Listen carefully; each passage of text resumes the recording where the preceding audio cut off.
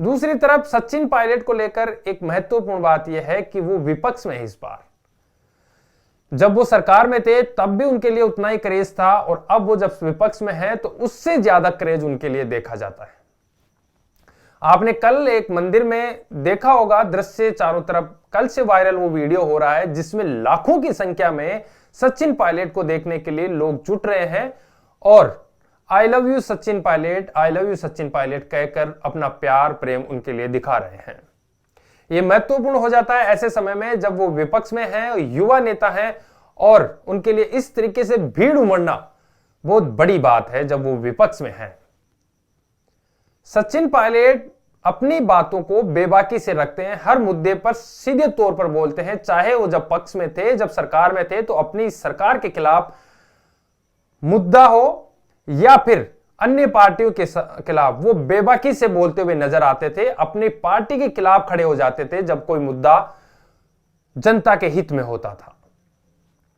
ऐसे में सचिन पायलट का प्यार, सचिन पायलट के लिए प्यार दिन प्रतिदिन लोगों की नजरों में बढ़ता ही जा रहा है।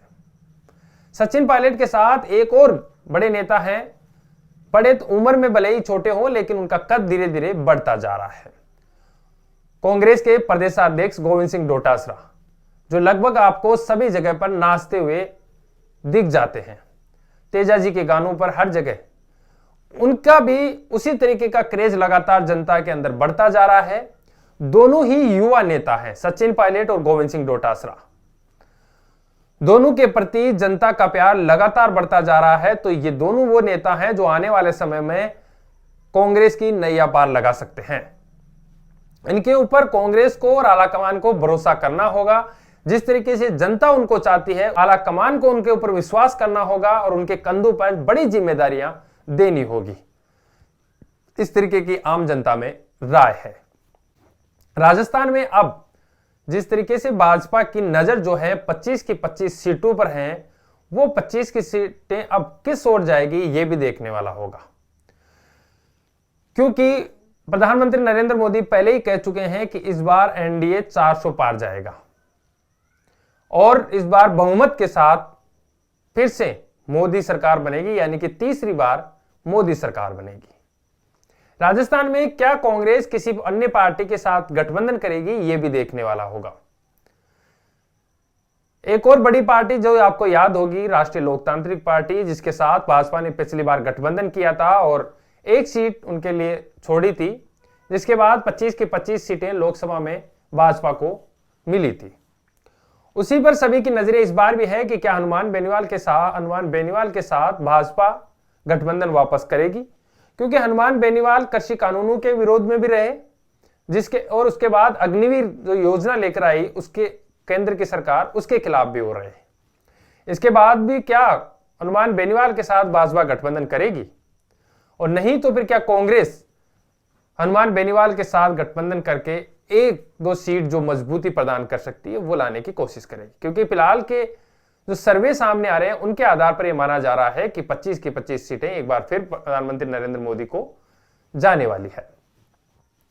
हनुमान बेनीवाल की पकड़ जो है वो जाट बाहुल्य सीटों पर है और उनका प्रभाव भी है, इसलिए दोनों ही पार्टियों को लगता है कि उनके साथ गठबंधन करने से कहीं ना कहीं उनको सीटों का फायदा होगा। बहरहाल ये तो देखना होगा कि कौन सी पार्टी किसके साथ गठबंधन करती है, लेकिन चर्चाएं राष्ट्रीय लोकतांत्रिक पार्टी की भाजपा के साथ गठबंधन की को लेकर जोरों पर है। दूसरी बड़ी बात कि भाजपा की तरफ से आज राजस्थान में मदन राठौड़ और चुन्नीलाल गरासिया ने राज्यसभा के लिए नामांकन भरा है। अब यह भी महत्वपूर्ण है कि राजस्थान से दो उम्मीदवार, और दोनों ही राजस्थान से हैं, और दूसरी तरफ कांग्रेस से सोनिया गांधी ने बाहर से, जो राजस्थान से नहीं है, उन्होंने यहां से नामांकन दाखिल किया है। लगभग अब यह तय माना जा रहा है कि 20 तारीख को नतीजे आ जाएंगे, क्योंकि नामांकन वापस लेने की आखिरी तारीख है, और 20 तारीख को कांग्रेस ने दूसरा नामांकन नहीं भरा, दूसरा कोई उम्मीदवार नहीं उतारा, और भाजपा ने तीसरा उम्मीदवार नहीं उतारा। इसको देखते हुए अब वोटिंग की कोई गुंजाइश ही नहीं रह जाती है। तो 27 तारीख को जो वोटिंग होनी है वो उससे पहले ही चुनाव के नतीजे सामने आ जाएंगे। लेकिन लोग अब ये कह रहे हैं, जनता ये कह रही है कि भाजपा राजस्थान से स्थानीय लोगों को मौका दे रही है, तो दूसरी तरफ कांग्रेस पहले भी, इनसे पहले मनमोहन सिंह थे, सिर्फ एक नीरज डांगी जो हैं वो राजस्थान से हैं। दूसरी तरफ भाजपा में भूपेंद्र यादव हैं, वो सिर्फ राजस्थान के बाहर से हैं।